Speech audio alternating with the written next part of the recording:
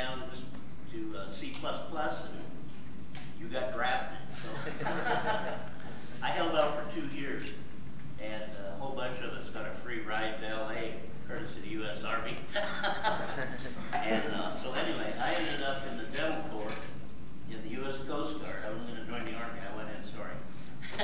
Your Army? Air Force. Oh, you know what I'm talking about then. I was in the Civil Air Patrol. But anyway, I got into the Dental Corps, which was deployed in that for 4 years. And I became a dental hygienist. So, but I've always loved engineering, and while I was a student here, and I came here at 10:30 last night. My gosh, what a change. When I was here, there were 5 buildings and no lawn. The wind used to blow. There was desert all the way down to Sahara. I mean, there's nothing out here. And we used to call it tumbleweed tech. We had these big tumbleweeds flying through here. But we liked the school. We had a really good engineering department. I had one of the best teachers. I just praise that I did have him, Dr. Smith, for organic and inorganic chemistry. He was just tops. Graduated from Berkeley. I think he had his doctorate when he was 22 years old. Tell you something. But anyway, one thing I learned there when we did one, who's had organic chemistry in here? It's not. That's a tough one to do. But anyway, when I was in the dental profession, from what I learned in organic chemistry and melting points of substances like high long chain waxes, I developed a hand lotion that was wildly successful because it wouldn't come off. For, you know, safeguarding against your skin on soap and water and all that. Well, I brought that knowledge from here, and that's what you're here for. I love engineering because you can write papers and you can philosophize, but I got to tell the engineer to do something, nobody can get their hands on it, right? So you're at a very critical point in the way things go in this world. Well, what I developed as a project here, I built a micro turbojet engine, which we fired it up just before I got hauled off to Vietnam one time, and it did function. And it was built out of off-the-shelf components that you wouldn't think you could build an engine on. It was built out of stainless steel apple core slicers, flour sifters, vacuum cleaners, steel funnels, you name it. It was all in there. And to this day, in today's dollars, I have $85 invested in it. So, turbojet engines aren't cheap, you know, isn't that right? And the project is on YouTube. That's how I got invited here. It's under Bat Bold Fly if you don't want to watch it again. But anyway, I wrote up a little something here just to think about. I love that airplane out there, Howard Hughes plane, because I'm a big fan of his. I just finished reading a book on the great big wooden boat he built in World War II, the Hercules, nicknamed the Spruce Goose. But he caused with that airplane out there a major rift in advancements in aerodynamic smoothness with the flush rivets. And I'm a pilot, and I built my own airplane about 25, 35 years ago, and it had the flush rivets, so I'm very familiar with it. It's a lot of extra work to do it, but boy does it go fast. Anyway, I wrote up, I've always been one to look at patterns or philosophy behind things. In engineering, to me, you're dealing with form and function.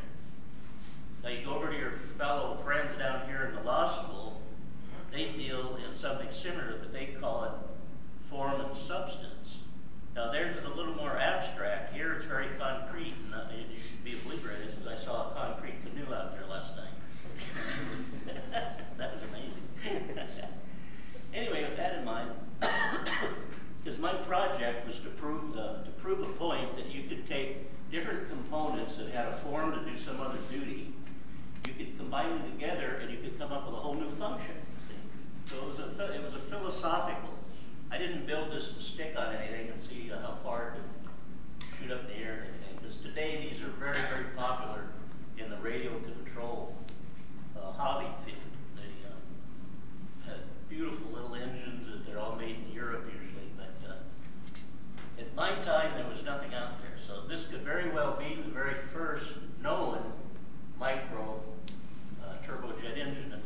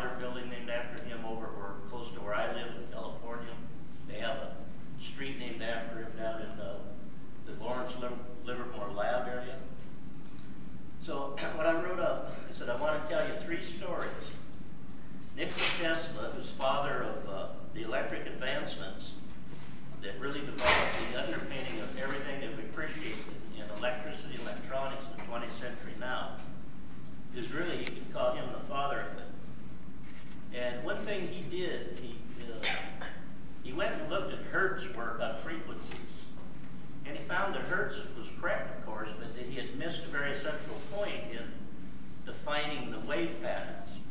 Well, when he did that, he came up with his own ideas and theories. He made what he called the magnetic pendulum. You ever heard of the magnetic pendulum? Do you own one? Well, every time you start your car up, you've got one in there. It's the ignition coil, basically. That's a magnetic pendulum. That was the basis of so many other things. He invented the wireless radio transmission. We still learn Marconi did it, but Marconi was an assistant of his who stole the idea. Tesla actually did it, and the Supreme Court overturned Marconi's patent in 1933. But he was an engineer. What's interesting to me, he was from around Yugoslavia, and he went to a technical institute in Paris in 1876, and his professor taught the students that it was impossible to make an alternating current motor. All right? Well, when you think about it, it seems logical because the current's going like this. How are you going to get something to go like this, you know? Well, Tesla went out later, and guess what? He developed the alternating current motor, which has been a big boom to everybody. He developed and refined alternating current. Otherwise, Edison wanted direct current, DC, and that would have only been affordable to the very wealthier people that were up in that echelon. AC current made it very possible for everybody to enjoy the merits of electrical energy. Second story I want to tell you is a personal friend of mine. He was a systems analyst, had a major in physics. He worked for TRW on the Air Force Minuteman missile program. Well, he came up with something that went against all of TRW's work on the working of this missile. And the Air Force General says, we've got some homework to do, gentlemen. For 2 weeks, 2 full departments, 24 hours a day worked. They could not find fault in what he had brought forth. What he said is that too many times in the complexity of things, we get so lost in it that we forget about the basics. He said, you can never go wrong if you go back to the basics. I think that's something to keep in mind in engineering, in my look at it. The last one is Steve Jobs. There's a book out about him now, bibliography. And the fellow said that he kept an open mind. He said somebody would tell him an idea, and he said, that's the most stupid thing I've ever heard. And then they'd explain it to him in detail. He says, that's the most brilliant thing I ever heard. And they said that he may have not made anything on a fresh sheet of paper originally himself, but he had the ability to capture what he called these vapors, these ideas that they were going to be lost, to gather them, put them together, and make what we know as very marketable items. That's what I call true engineering. So if you sum all this up, I could say that there's some things that you should be aware of, some rules, when you're out working on your projects. Somebody that tells you don't try it, you know, it won't work, don't bother, I'd be aware of that. Somebody says, I have all these books here, and if it could happen, I would have done it already, so don't bother. That's sort of like Tesla, you know, the alternating current will work. And I don't know if any of you have ever heard of a man named Charles Duell. He was the head of the patent department in the 1890s, late 90s, and there was tremendous developments and things at that point. And it's rumored that he sent a note or a memo into superiors saying that we should close down the patent office because everything that can be invented is now in. And we just get stuck in a mold sometimes. We have to think and move out and make our project work. Now, on the project I did, if you know the principle, then you can start to look for the solution or a part of the solution. And a part of the solution is going to help you with the whole solution. What I was confronted here with turbojet engines, the way they work, is that you had to compress mass or air in the beginning, then you had to put it into another chamber. You had to add heat to it, and you had to expand the volume in there, and then again, then you had to reduce that down into a velocity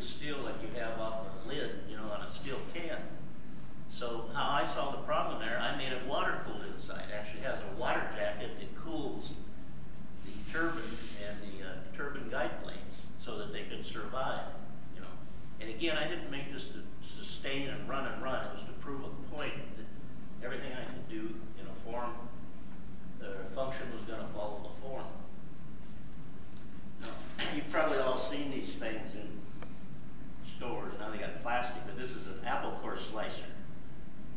Well, I looked at that and I thought, well, the form is there. I looked at that as a turbine, potentially. So what I did, I cut these gears off and I drilled 33 more holes in here and I added 33 more blades and put them all at an angle. So what I came up with at that point was the turbine wheel. So I think I'll pass this around and just look at it.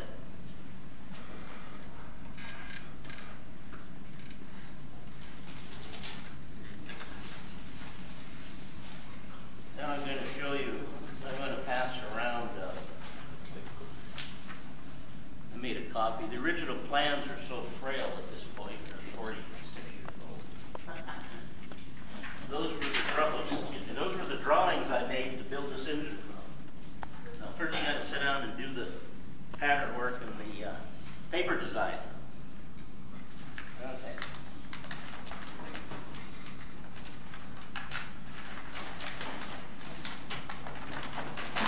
And ladies and gentlemen, there is Rebel.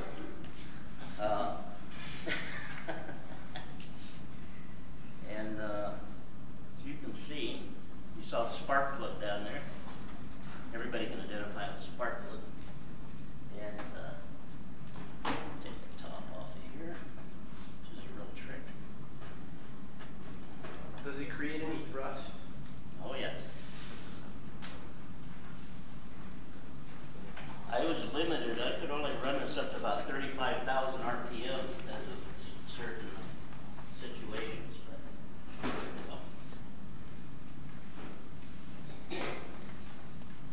now, this part here was off of a 1950s, a 1950s Hoover vacuum cleaner. The little one that was made before the Dirt Devil was made to clean your car, a little small thing. And this was the part back here that housed the 6,000 RPM motor, which I took all that out. This is off of a Kirby Handy Butler device that used to be accessories for your vacuum cleaner. I took the screws out here so we could show you these things. All right.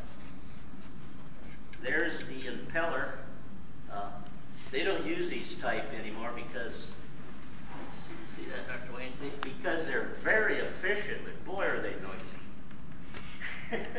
Now they have the ones that are kind of curved over and they run quieter. But to me, I wanted all the noise I could get. And plus, it made, in measuring with the manometer, I was able to get 3 times the atmospheric pressure up that came in through the front. Speaking of the front, this was a velocity stack that went on the front here. Well, this was the bottom off of a flower vase. Now it's changed into a velocity stack because its form fits that criteria, so now it has a new function.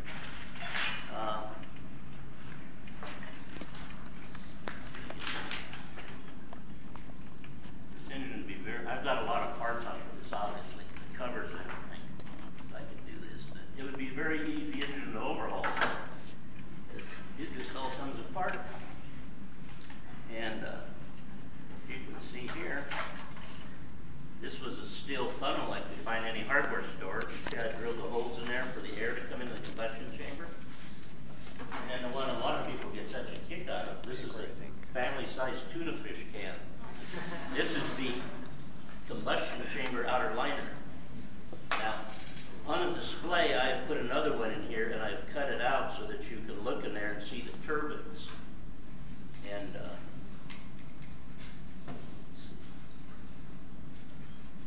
well, anyway, I'm going to hand this around. You just look in there, and you can see that that's another funnel, and it's got a water jacket. Right here is where the water goes in. But you can look through there, and you can see the guide blades and the turbine in the back. And the other thing that is one of my favorite parts is this exhaust nozzle in here that's chrome. That's off a 1938 Ford flathead V8 engine. But, you know, going around with my ruler, it all fit. I mean, it couldn't have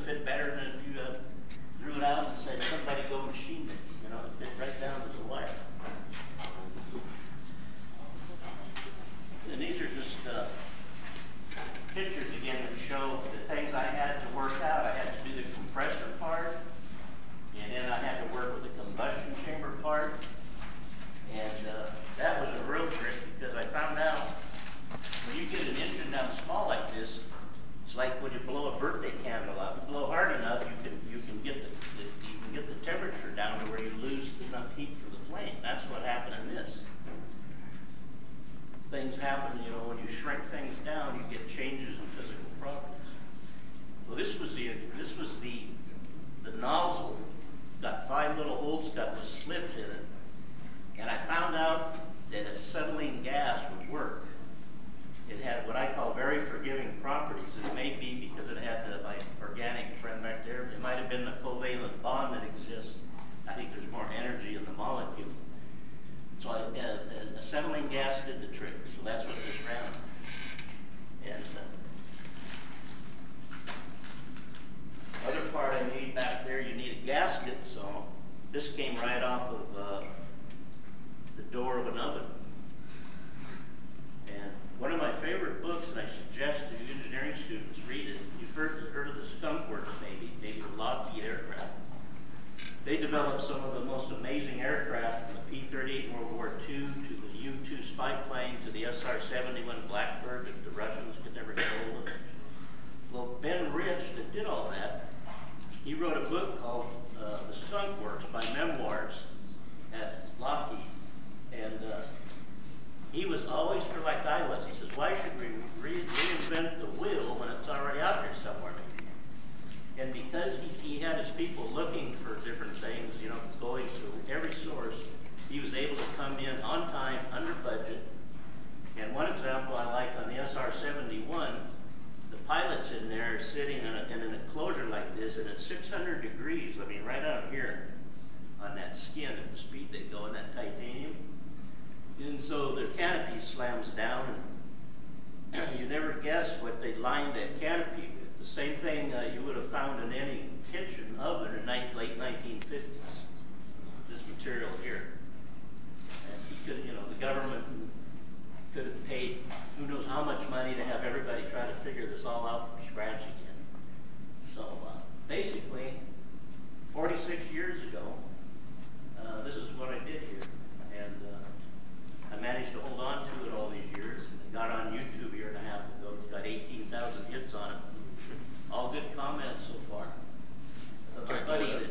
Can we pull up the YouTube video on here? What's that? Can we pull up the YouTube video up here? Well, it's 4 minutes long, yeah. You do probably do that because doctor's got other things to do here. But